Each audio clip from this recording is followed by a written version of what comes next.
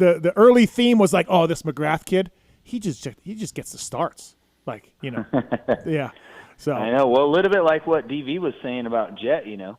Yeah. We've seen him. He controls the front pretty easily. Well, okay, so that leads me into what I want to ask you. Like, some of his wins are right out of your playbook, I feel like. Now, look, he can do it all. We saw at Daytona. He went by the two guys. But they are a little bit from your playbook where if you don't rattle him or get him early, he's gone.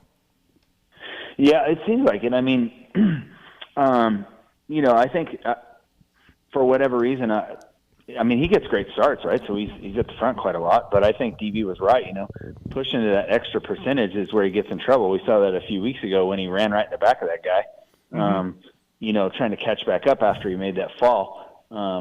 There's no doubt what's amazing to me is, to be honest, is, you know, it's hard to believe that as fast as everyone is now, like, I mean, I'm such a fan, so I watch all this stuff.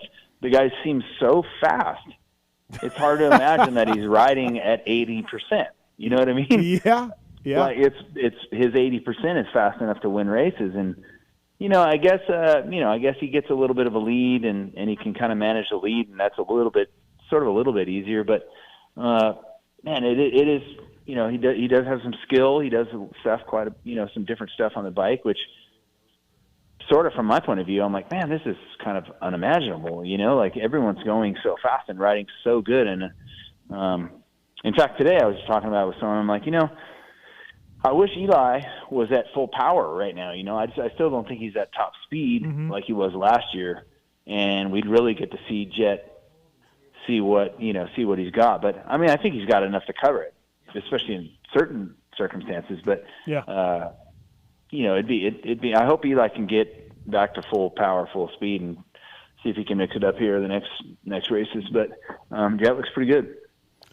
Yeah, but I think you were doing the same thing. Like when you first moved to the 250, there is some races where you were jumping like a triple in a rhythm section or a little quad that nobody else was doing. You were doing this for 10 laps and not really charging, but being so much better technically, being precise and everything, and then jumping more stuff, just like he did in Daytona, for example.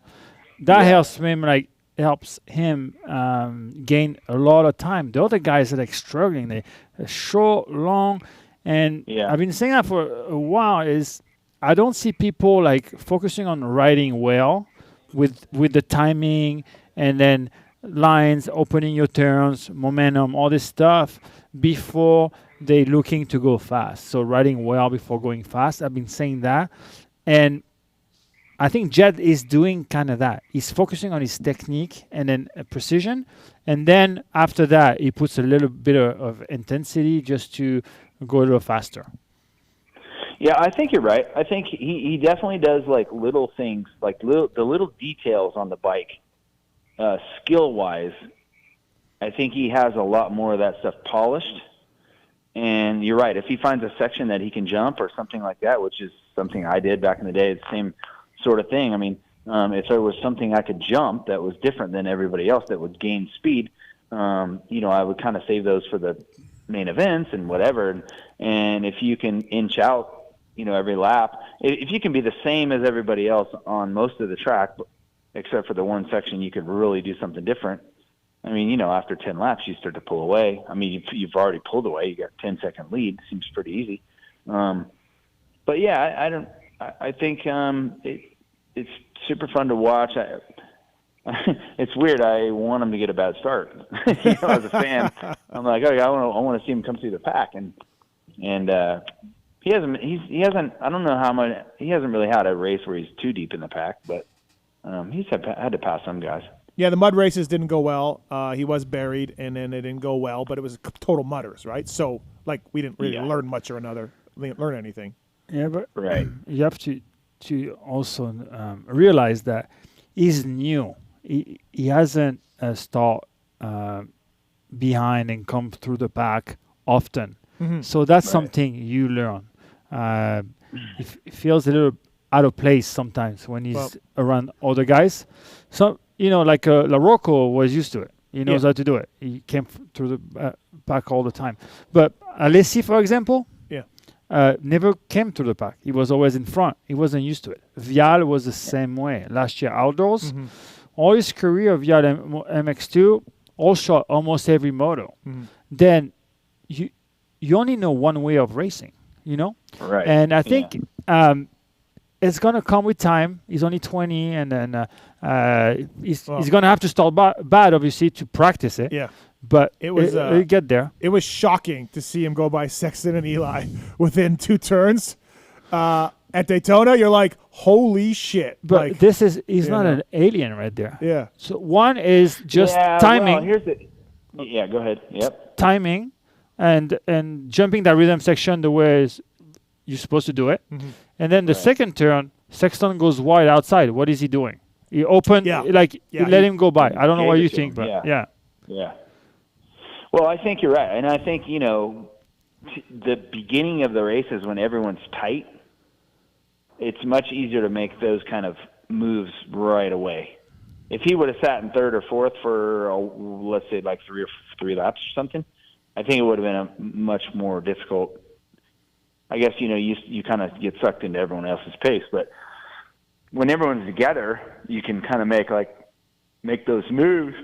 And then, like you said, Sexton opened the door and just gave him the lead. So, what do you see from Sexton, MC? Like, obviously, getting closer to where he needs to be, coming off the hand injury. But they dropped the KYB stuff inside the WP fork. I don't know if you read much about that. And like, he's still looking, he's still searching. Obviously, by doing that kind of radical adjustment to the suspension. What do you see from him? Like, he hasn't been fastest qualifier all year. He's been close, but hasn't been the same. Does he figure it out? Yeah, well, we haven't seen the crashes. Nope. Good point. Yep. I mean, that part I think is good. I heard you guys talking about it a little bit earlier, and Sexton. I mean, you've seen flashes of brilliance for sure. He's been riding pretty darn good. Maybe not quite as fast as he was on the Honda yet, but he definitely hasn't had the crashes.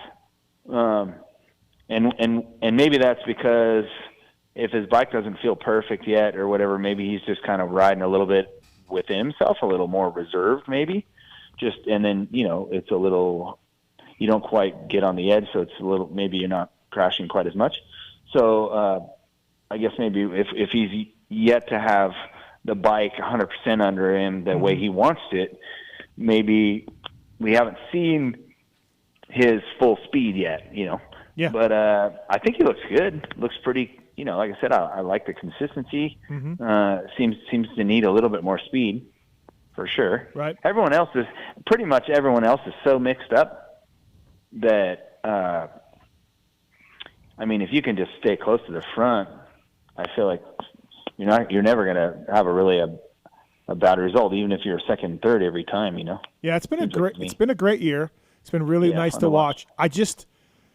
I'm starting to watch this stuff, and we joke about it being called STARTCROSS, and god damn, it kind of is. It always has been. Let's not joke around a little bit. It always has been, but it is maybe more than ever. Yeah. You mean how stacked the field is? Well, just STARTCROSS. Where you start is how your race is going to go. Like we saw AP get on the box. I don't know. Yeah, but that works only for certain guys are not top notch, and they can't really go through the pack. So, but look, we saw Eli crash. Was 16 in Detroit or Dallas. Sorry, went back second. Sure. Roxanne has been very impressive. Like not very good. Yep. And coming through the pack, he's very good at that. He's one of the best. Great. Yeah. Yep. But look, it's possible. People like, it is, and then certain guys can definitely do it. Yes, but you have to have that little extra. And Jett showed it too, like being around 10 and getting on the podium, or like close to it. It's possible. It's only the start is only good for like, let's say maybe the second tier. Jason, Aaron. Yeah, Justin Cooper, like not the top guys of not the top 4, top 5, the rest of the guys. But I hate this about this sport, about how much importance we give the start, and we tell the riders that. all day. Every we got to get a good start. We got to get a good start. We got to get, and then it's over. It's over. It's on media. It's during in testing, training. They do a test start, and you put in the rider's head that you have to get a good start to win. Then right. If you don't, they're already thinking like if they get a bad start, they're screwed. Yeah. Yeah, and they're thinking it's like subliminal almost. That if you start mid-pack, like 10th, which is a 20-minute moto now instead of 20 laps, so it's even longer than before. If you're good enough, if you a few tenths a lap, and they go like 25 laps, you're gonna catch up, right? Yeah, you can make it happen. Yeah. But you can catch up. Yes. Yeah. But if you believe you can.